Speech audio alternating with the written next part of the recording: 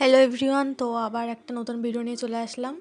তো দেখো আজকের ভিডিওটায় তোমাদের কিছু জিনিস দেখাচ্ছি। তো এটা হলো কাঁঠাল, এত বড় গাছে একটাই কাঁঠাল, তাও সেটা আবার পোকা লাগা হয়েছে।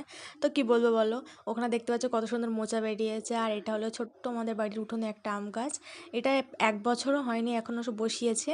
কিন্তু দেখো বড় হয়ে কত সুন্দর আম হয়েছে, 4-5টা মতো আম ধরেছে। তো লাস্ট পর্যন্ত দেখা যাক আমগুলো হয় কি না, তো বড় হলে তোমাদের দেখাবো।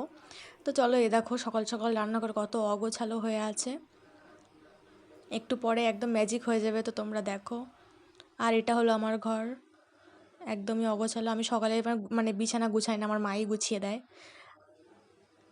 আর এটা হলো আমার ক্লিন একদম চকচকে ঘর, তো পরিষ্কার করার পর কত সুন্দর চকচক করছে, একবার দেখো।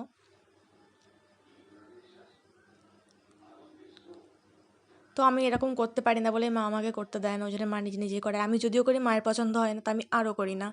তো দেখো সকাল সকাল জামা কাপড়গুলো মা কেচে নিয়েছে, তো ছাদে মেলে দিয়েছে জামা কাপড়গুলো। আর এখন এত রোদ্দুর হয়েছে, ছাদে একদম উঠাই যাচ্ছে না, গাছগুলো একদম সব যেন মানে অবস্থা খারাপ হয়ে গেছে, গাছগুলোর পাতা শুকিয়ে গেছে, এত রোদ পড়ছে। তো এই দেখো, তোমাদের বললাম যে ম্যাজিক দেখাবো, রান্না তো তখন দেখলে কিরকম নোংরা ছিল, অগোছালো হয়েছিল সকাল সকাল।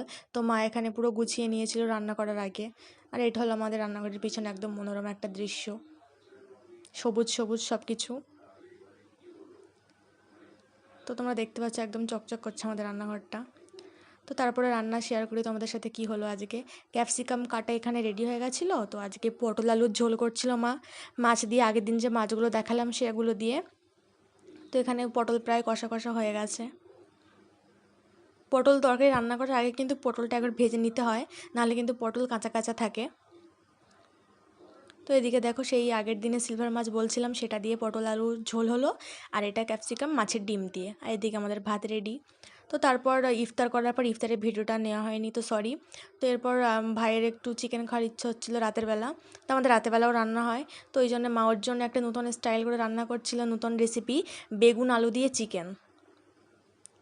তো দেখো, তোমরা অনেকেই ভাববে যে বেগুন দিয়ে আবার চিকেন, কিন্তু খুবই টেস্টি হয়, তোমরা একবার করে দেখবে। তো এখানে চিকেন কষা কষা হয়ে গেছে, তারপর লাস্টে যে বেগুন আর আলুটা ভাজা ভাজা করে রেখেছিল, সেটাকে ওই চিকেনের ঝোলের উপর ছেড়ে দিতে হবে। ঘেটে দিলে হবে না, যেন আস্তে আস্তে থাকে, তাহলে তোমরা টেস্টটা ভালো বুঝতে পারবে। তো তোমরা একবার সবাই ট্রাই করে আমাকে কমেন্টে জানাবে কেমন লাগলো খেতে।